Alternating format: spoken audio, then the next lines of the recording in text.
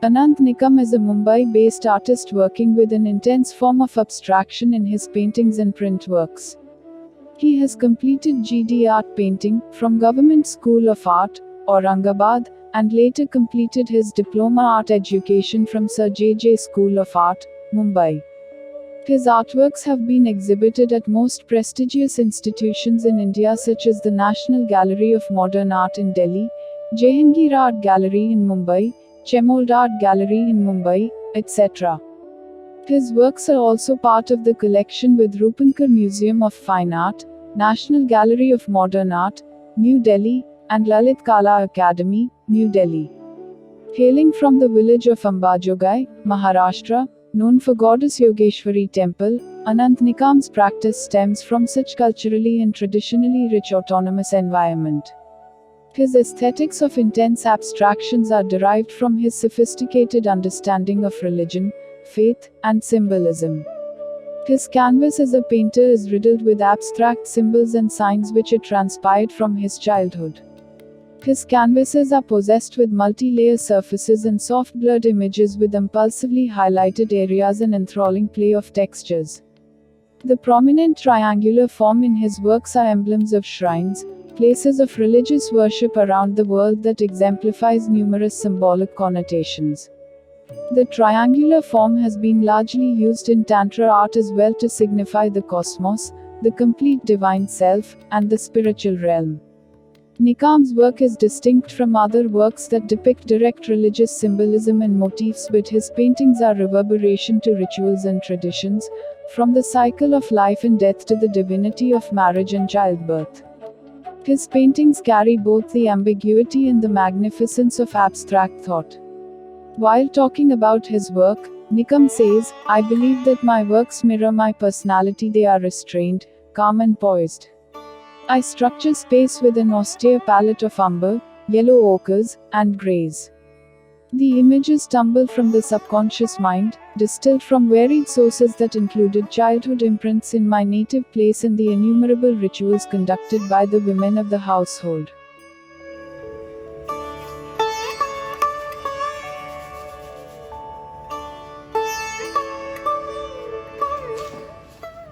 मैं अनंत Nikam Bombay based artist हूँ। मेरा जन्म स्थान अंबेजोगाई, जो कि धार्मिक के साथ आध्यात्मिक चीज़ों के लिए प्रसिद्ध है। वहाँ के मुकुंदराज स्वामी का मंदिर, दासूपंत संत की समाधि और देवी का मंदिर, इसके लिए ये प्रसिद्ध जगह है। मेरा बचपन का स्कूलिंग, जो मेरी स्कूल थी, वो मंदिर कैंपस में ही थी और वहाँ पर ही मेरा प्राथमिक पढ़ाई हुई। ये पढ़ाई के टाइम लंच ब्रेक में स्कूल के कैंपस में मंदिर के एरिया में जाके टिफ़िन खाना, जो भक्त लोग आते थे देवी की, उनसे प्रसाद लेना, और उसके अलावा भी जो मूर्तियों को प्रसाद चिपकाते थे, जैसे कि गणेश के पेट को पेड़ा चिपकाते थे, वो पेड़ा निकाल के खाने का जो आनंद आता था वो कुछ और ही था। ये सब चीज़ें मेरे मन में, वहाँ की विधियाँ, वहाँ के उत्सव, धार्मिक उत्सव हमेशा मेरे मन में जमा होते रहे। अब जब मैं पढ़ाई के लिए मेरा जन्म स्थान छोड़ के औरंगाबाद गया, उस वक्त सभी ये यादें मेरे साथ थी। और ये धार्मिक चीज़ें, धार्मिक उत्सव, ये सभी चीज़ें, धार्मिक अपना विचार, आस्था, ये सभी चीज़ें व्यक्तिगत ज़रूर है, लेकिन इस व्यक्तिगत चीज़ों से हम अपना जीवन आनंदमय बनाते हैं। यह आस्था, विश्वास, सकारात्मकता, आध्यात्मिकता, इसके जो धागे हैं, इसी धागे को मन अपना जीवन सुखमय बनाने के लिए यूज करता है। धार्मिकता जरूर अपनी वैयक्तिक बात है, लेकिन इससे हम अपना जीवन के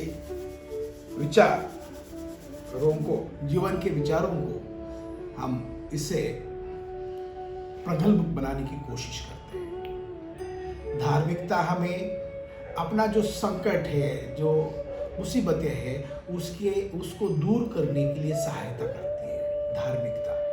लेकिन अध्यात्म ये उसको कैसे दूर करना है, उस चीज को कैसे पार करना है, इसके लिए सहायता करता है। और मन इससे एनर्जी पाके जीवन को सुखमय बनाता है। मेरे जो चित्र है, जो प्रिंट्स है और कुछ इंस्टॉलेशंस है, इसमें जो लोगों का विश्वास, आस्था, इनसे प्रचलित हुई प्रतिमा वो चिन्ह रूप में, प्रतीक रूप में मैं अपनाता हूं। और यही प्रतिमा है मेरे चित्र में धीरे धीरे अमूर्त रूप धारण करती है। मेरे चित्र में ये प्रतिमा किस तरह से आई, व्यक्तिगत अनुभव क्या रहा, इसके लिए मैं कुछ चीजें आपको बताना चाहता हूं। मेरे जीवन में कुछ व्यक्तिगत ऐसे अनुभव है जिसके कारण इनका प्रभाव मेरे व्यक्तिगत जीवन में भी काफी बड़ा है। कुछ चीज ऐसी है कि मेरे कौटुंबिक, ये 50 और 60 के दशक की चीज है। मेरे कुटुंब में मेरे 4 भाइयों की बाल मृत्यु हुई। तब मुझे ऐसा लगा कि मेरे कुटुंब ने मुझे जीवित रखने के लिए कौन सी पूजा अर्चनाएं या धार्मिक विधियां, आस्था, मन्नत, नवस, ये सब चीजें की होगी। और इसी चीजों की आस्था से मैं आज जीवित हूं, ऐसा मुझे हमेशा महसूस होता है। जब मैं भारत भवन काम करने गया, वहां का वातावरण, वहां का आदिवासी म्यूजियम, संग्रहालय, वहां के आदिवासी लोग जो चित्र निर्मित करते थे, वहां का जो संस्कृति है आदिवासी लोगों की, ये सभी चीज़ों का भी मेरे काम पर असर हुआ। जब मैं भारत भवन गया था, तब मुझे ऐसा महसूस हुआ कि ये सब चीज़ें यादें थी बालपन की, जो मेरे कौटुंबिक संस्कार थे, जो मेरे लिए मेरे माता पिता ने की हुई पूजा अर्चना, ये धार्मिक विधियाँ धीरे धीरे मेरे चित्रों में एक आकार के रूप में आने लगी। शुरुआती के समय में मेरे चित्रों में इसका लिटरली एक डायरी के नोट की तरह मैं इन चीज़ों को अभिव्यक्त करता था। इस सभी विचारों को मैं अपने चित्रों में अभिव्यक्त करता था। मेरे चित्रों में शुरू में ऐसा दिखाई देगा कि गणेश की मूर्ति दिखाई देगी, प्रतिमा दिखाई देगी, स्वास्तिक की प्रतिमाएं दिखाई देती थी। बहुत बार गांव के बाहर जो पूजा करते थे, सटवाई के नाम पे जो पूजा होती है बचपन में, उस के लिए जो 8 पत्थर यूज होते थे, उसकी प्रतिमा दिखने लगी। ऐसे अलग अलग प्रतिमाओं का मेरे चित्रों में आना शुरू हो गया, अभिव्यक्त होना शुरू हुआ। और ये सभी प्रतिमाएं मेरे चित्र में इतनी सहज बन गई, आने का उसका स्वरूप सहजता के कारण वो एक दिन मेरे ही आकार बन के अमूर्त रूप उसने धारण किया। जब कोई व्यक्ति कठिन परिस्थितियों में से पार गुजरता है, तब उसको ऐसा लगता है कि ये चीज करने से मुझे एनर्जी मिलेगी, मेरा कष्ट दूर होगा। जैसे कि मैंने शुरू में बोला कि धर्म अपने जीवन में जो कठिनाई आता है उसको दूर करने के लिए सहायता होती है धर्म। तो उसी धार्मिक चीजों का वो आदमी सहयोग लेता है, सहारा लेता है, अलग अलग पूजा अर्चना करता है और अपने में एक सकारात्मकता निर्माण करता है। यही मुझे हमेशा लगता है कि ये क्या चीज है, ये पॉजिटिविटी क्या चीज है, सकारात्मक ऊर्जा कैसी होती है। तो सिंपल सी चीज है, हर गांव में एक छोटे से विलेज में एक मंदिर होता है। हर कार्य करने के लिए, भले वो खेती में अगर अनाज बोना हो, खेती में अगर कुआं खोदना हो या अपने नया घर कंस्ट्रक्ट करना हो, किसी शुभ कार्य के लिए जाना हो, तब हम उस मंदिर की पूजा करते हैं और जो कार्य करने जा रहे हैं उस कार्य के लिए एक हमारे मन में सकारात्मकता निर्माण करते हैं। यही सकारात्मकता सिर्फ शुभ कार्य के लिए ही नहीं होती है। तो जो पहले के समय में जो चोरी डकैती या चीजें होती थी, वो भी उस कार्य की, उस भगवान के पास जाते थे, उस मूर्ति के पास जाते थे, उस मंदिर में जाते थे और सोचते थे कि आज जो हम काम करने जा रहे हैं वो कार्य में हमें सफलता हासिल हो जाए। मतलब एक ही भगवान है, एक ही मूर्ति है, लेकिन वो पॉजिटिव जो शुभ कार्य करने के लिए भी एनर्जी देते हैं और अशुभ मतलब चोरी डकैती करने वालों को भी एनर्जी देते हैं। इसका मतलब ये है कि मन के अंदर जो भाव होते हैं उसको हमको जागृत करना होता है और उस जागृत करने के लिए ऐसे प्रतीकों का, ऐसे चिन्हों का, ऐसे आस्था वाले जगहों का सहारा लेना पड़ता है और हम उससे एक एनर्जी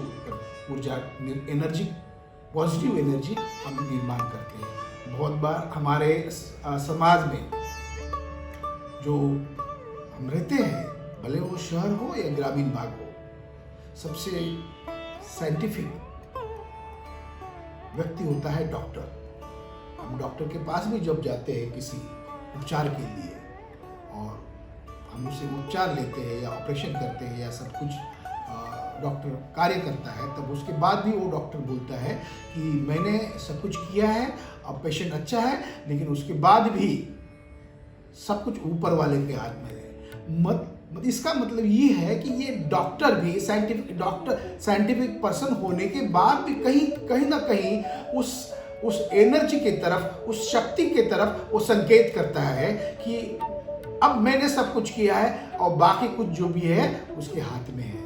तो मैं वही, मेरे चित्रों में मैं वही एनर्जी के बारे में दिखाना चाहता हूँ, वही शुभ संकेत देना, शुभ विचारों के बारे में बोलना चाहता हूँ और ऐसे आकारों का मैं आकारों को अभिव्यक्त करता हूँ मेरे चित्रों में, जो अपने को एनर्जी प्रदान करता है। मैं एक छोटा सा और एक उदाहरण देना चाहता हूँ कि मैं एक बार छत्तीसगढ़ में गया था और छत्तीसगढ़ में रायपुर टू खैरागढ़ में जो सफ़र था, उस सफ़र में एक छोटा सा टेम्पल दिखाई दिया। इतना अलग सा टेम्पल था वो कि मैंने जाके देखा तो छोटे छोटे जो मटके होते हैं, जो हम दुर्गा पूजा में धार्मिक विधि करने के बाद, वो विधि पूरी होने के बाद उस मटकों को एक नदी में या पानी में हम उसको विसर्जित करते हैं।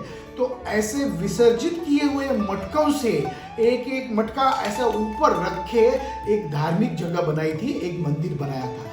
इतना दिखने में अद्भुत था। मतलब कहने का मतलब, जो मटके हमने कार्य करने के बाद, धार्मिक विधि करने के बाद उसको